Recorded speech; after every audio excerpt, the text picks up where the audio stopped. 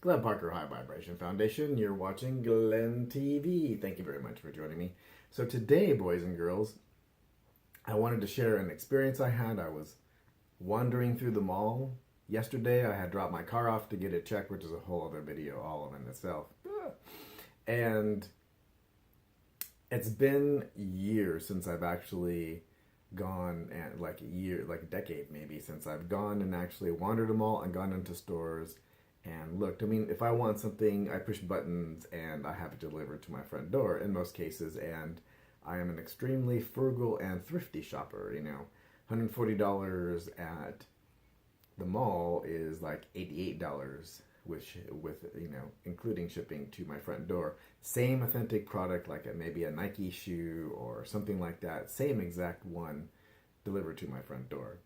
Yay! But this is why I am a big fan of thrift stores. This is like, let me cite you a couple examples. This I got, and you can kind of see, you know, I don't know, I used to I was digging on animal when I was a kid, and I came across this at a place called Savers. It's like a Goodwill, and this was like $3.50, and it fits pretty good. Has it been worn? Yes, you know, you need to wash these things. That's not a big deal.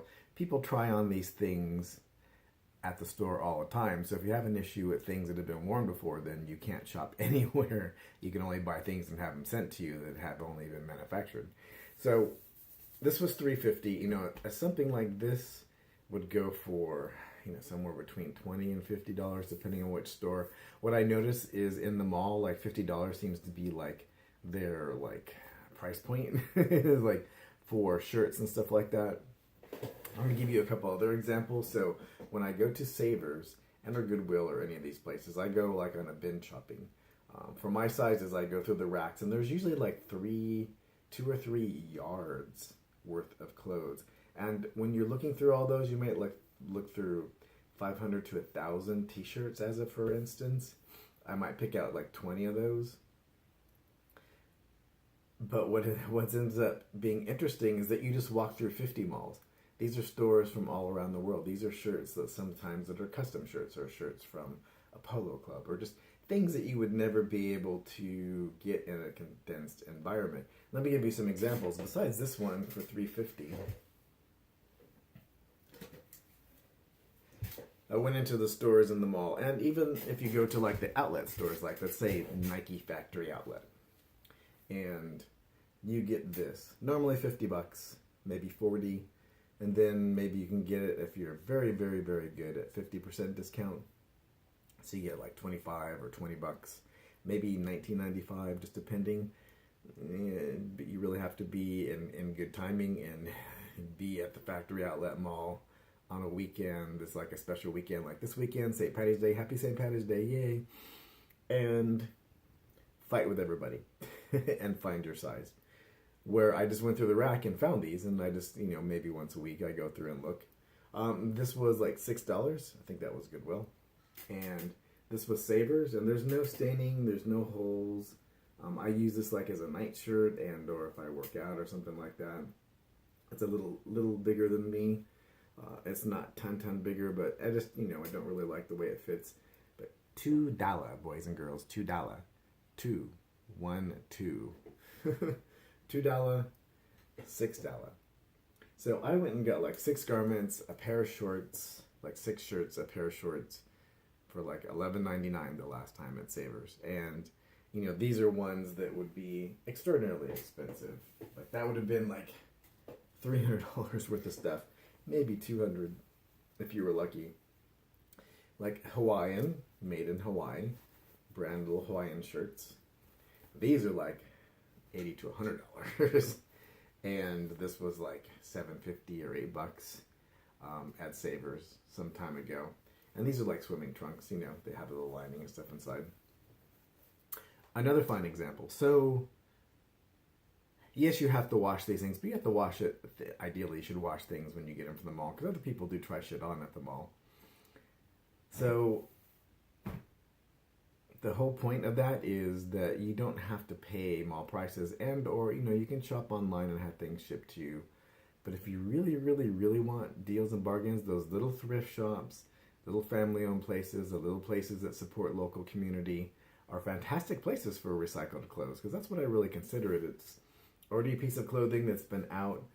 Maybe when you get some of these, depending on the quality, like how worn it is, really establishes the price. Like this Nike shirt probably shouldn't have been $2 because it's not really worn. It should have been like $6 or $8. They were just trying to get rid of stuff because they have so much. And that really dictates the price. Like if they have so much in a particular section and there's nowhere to put it, and or it's been there for a certain amount of time, they change out the prices.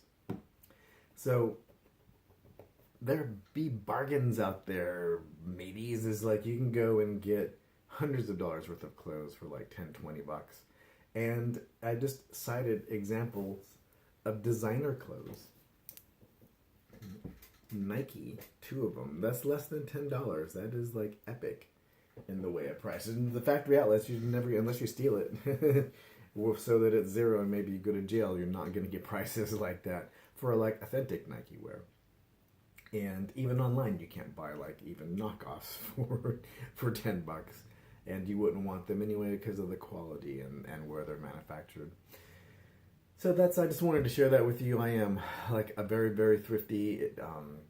I used to spend copious amounts of money on things like that, but I started going to these bankruptcy liquidation sales and getting like $300 pair of alligator shoes for $50 and stuff like that. And I ended up being hooked.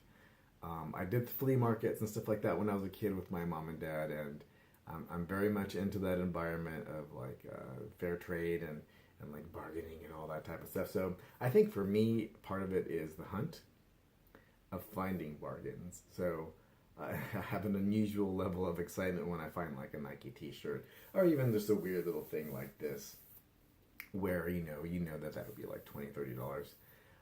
And it's like $2 or $3, like it's such a fractional, like a 10% of its original price.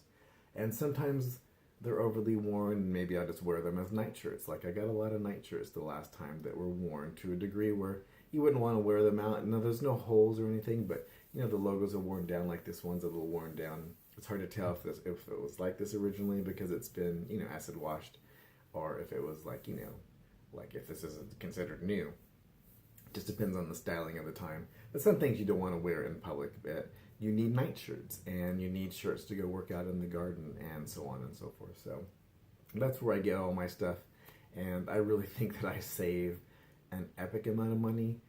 I'm all for like reinvesting into myself, so that few $100s I might put into marketing for my business or have an upgrade. Like if I were to travel somewhere, I might like upgrade myself and see if I could bump myself to first class for $150, depending on the flight and things of that nature. So I use that for life upgrades instead of like what I would consider a decadence. Now, if I had $1 zillion, would I still go to thrift stores? Yes, but I'd have personal shoppers with me that know my taste and picking out my size.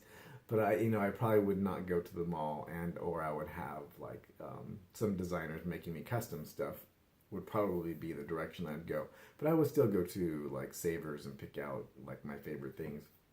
I don't think it's so much the money as it is the selection. You get a copious amount of selection. You're literally going to hundreds of stores when you go through like a rack of shirts or a rack of shorts or a rack of pants. Like uber amount of designers, things from all around the world. People come here and they and the way that we bounce as a society up and down in weight, there's always clothes cycling out and taste levels and people pass away and tons of things happen.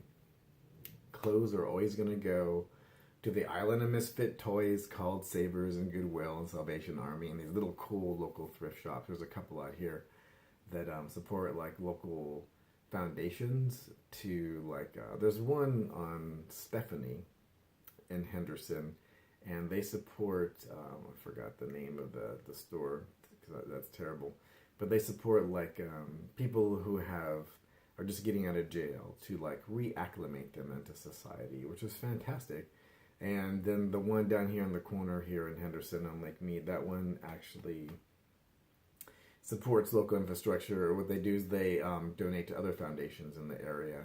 So the money that they make, they redonate and distribute it to other foundations that they feel are appropriate.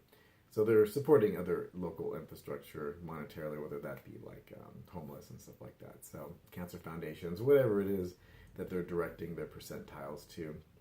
So thank you very much for joining me, Glenn Parker, High Vibration High Vibration Foundation. You're watching Glenn TV. Thank you very much for joining me.